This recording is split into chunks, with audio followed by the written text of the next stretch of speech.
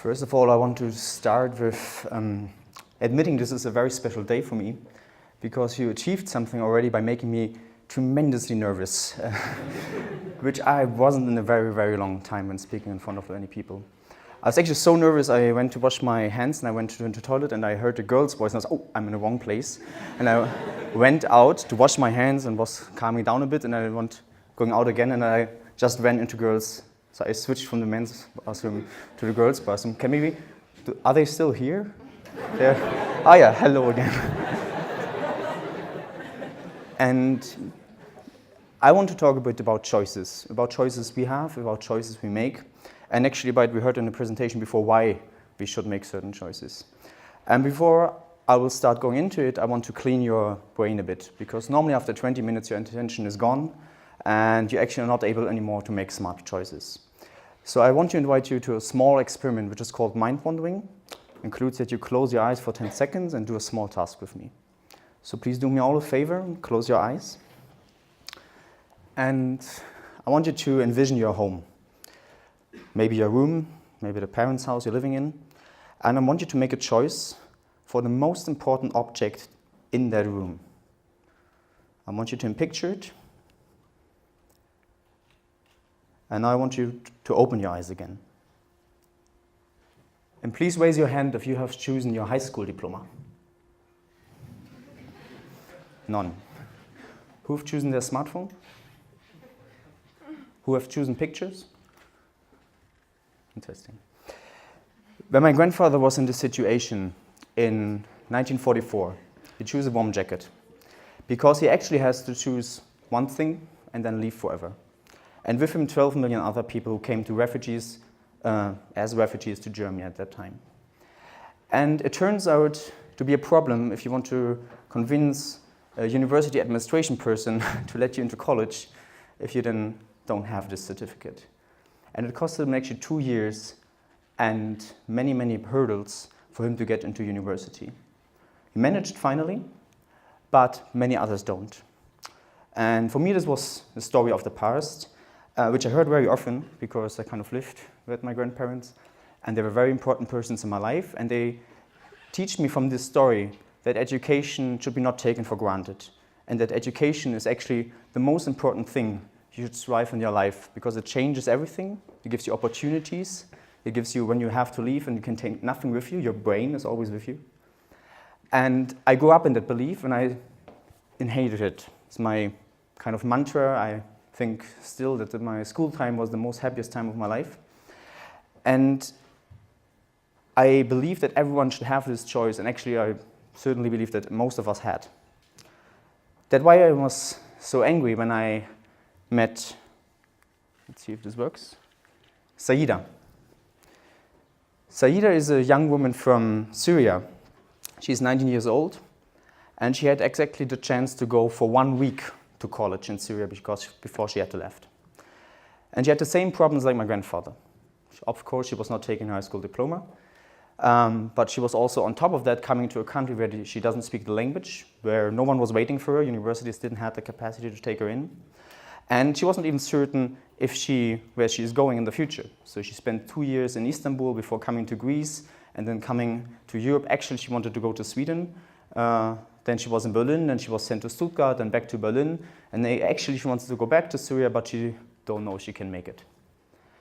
And during this conversation with her, I realized what a privilege education is to us and what a problem it is that some people don't have access to it. And it's not about just my grandfathers and Saida, it's about 5 million people worldwide. It's about less than 1% of all refugees having access to education.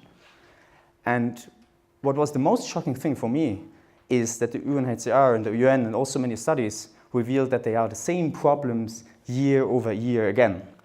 So I could understand kind of there's war and then there's another war and war's never going away.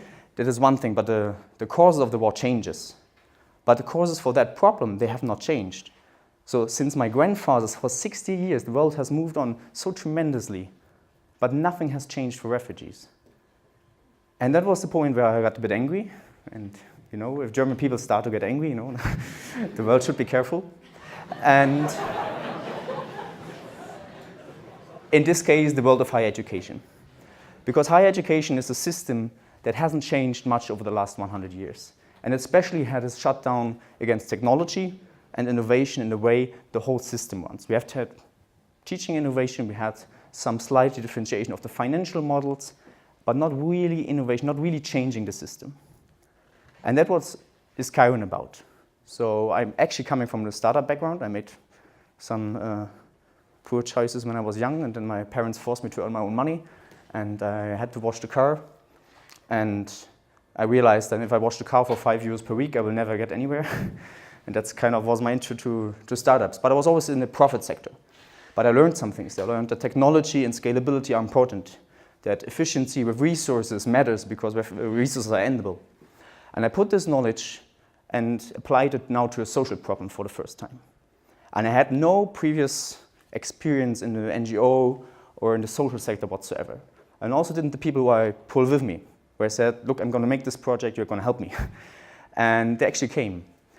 And the result was a blended learning program where we digitalized the first 2 years of education at a university, preparing people with language classes, allowing them access to the world's best university courses provided by Harvard, Berkeley, also by the TU Munich, by the way, and accomplished that with a program that focuses on the individual. So we're not talking about the mass program here, we're talking about individual cases. So not only giving people access, but giving people quality. And this will be achieved by the body and the mentoring system, because we also learned that what people most need is education for benefiting themselves, but they need social interaction, need to go get to know people.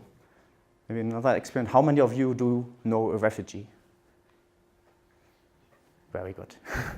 If I was speaking in conferences for business leaders and for politicians and asked that question, they say, I once met one and I saw him in the newspapers, I read about it, but I never met one. And in case you also want to meet a new person, for the people who didn't raise their hand, we actually have the chance here in Munich to join our buddy program. You can find it on our website. But what was the beauty about this is that we are a bunch of mid-20s, and we had this idea, which was nothing more than on a piece of paper. And within the last 2 years, it actually worked. So we expanded this program to 11 countries. We have now roughly around 2,000 active students. And we partnered with more than 20 German, but also international universities. We got big companies like Google and Volkswagen to invest in us and give us money for the vision and mission we had. And this maybe draws a bit back to what we actually can learn from the refugee crisis, or from what we have seen. We can learn that if you give people a chance, they will take it.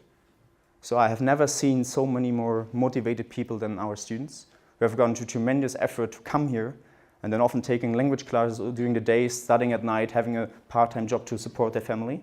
Where I was always thinking, oh my God, I was such a lazy piece of shit during my college years. You know, like always doing nothing the whole semester and then start 1 week before the exam, starting doing something. Do you know that? Yeah. They don't, because they know it's their only chance they got.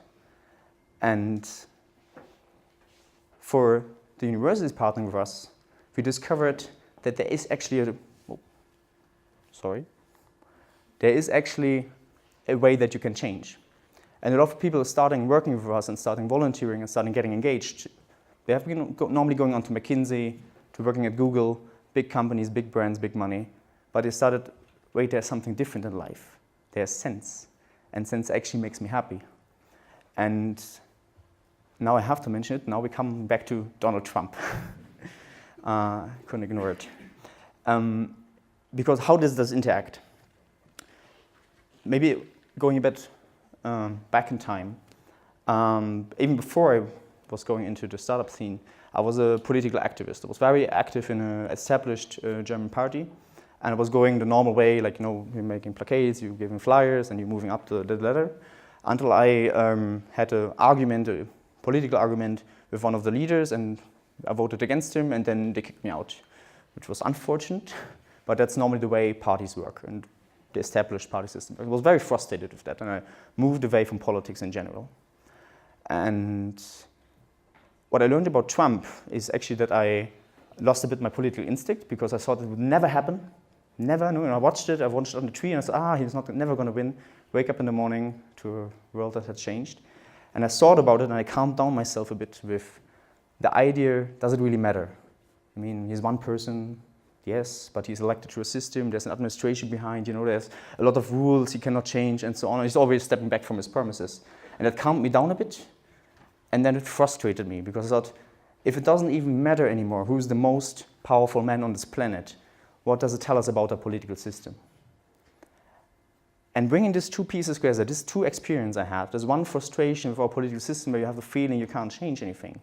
And then my personal experience from the last year, that if you have a strong vision, that you have an idea, and you're willing to put everything in, that you can actually change something.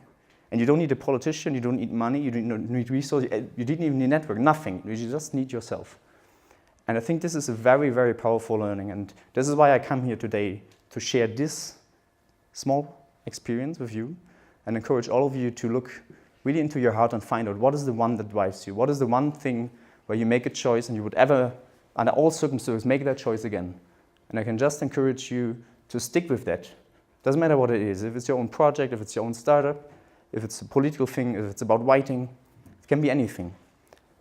But the message you should take away that everyone can be a change maker, as they call it in Ashoka.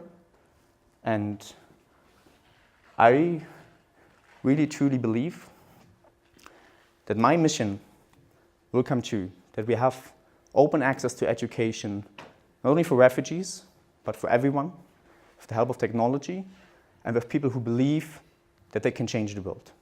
Thank you very much.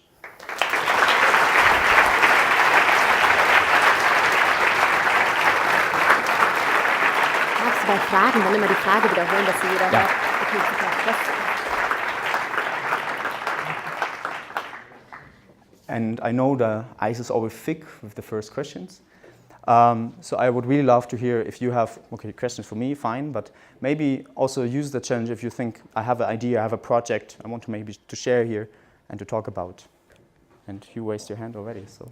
Yeah, I want to ask you, have you ever thought of pushing further and pushing for the work permit for refugees that have got graduated from Kiron?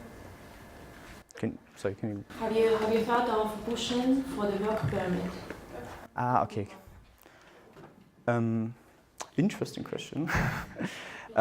If you're limited in time, you always focus. So this is the second part. We actually have a business model. We are not an NGO.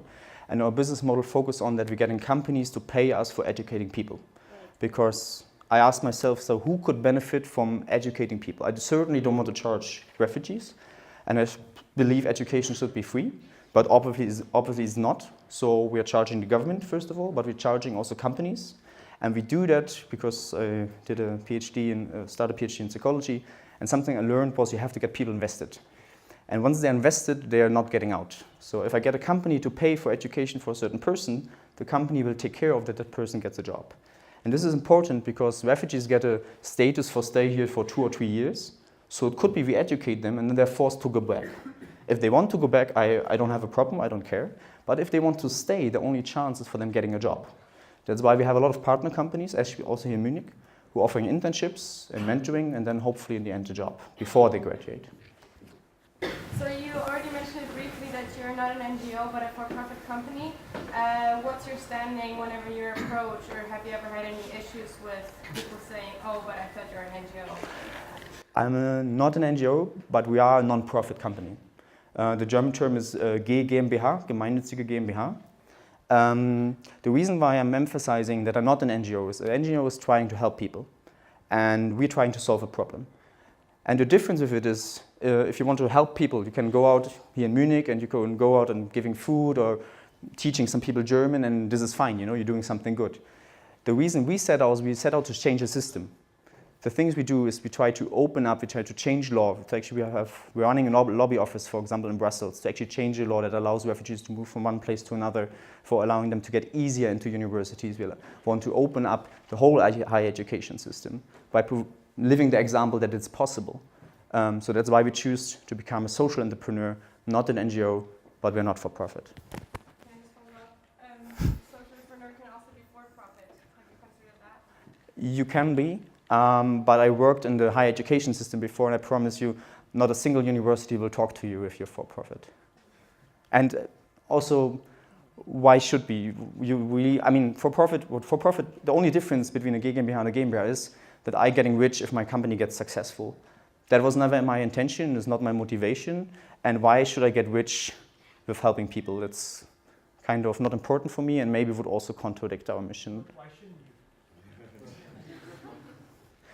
Because I think the moment you got enough money that you don't have to care anymore to pay for your rent, you will realize, and all rich people, if you talk to Warren Buffett or Bill Gates, you will see that they are not motivated by money. So I just thought I skipped that part and just moved directly to intrinsic motivation.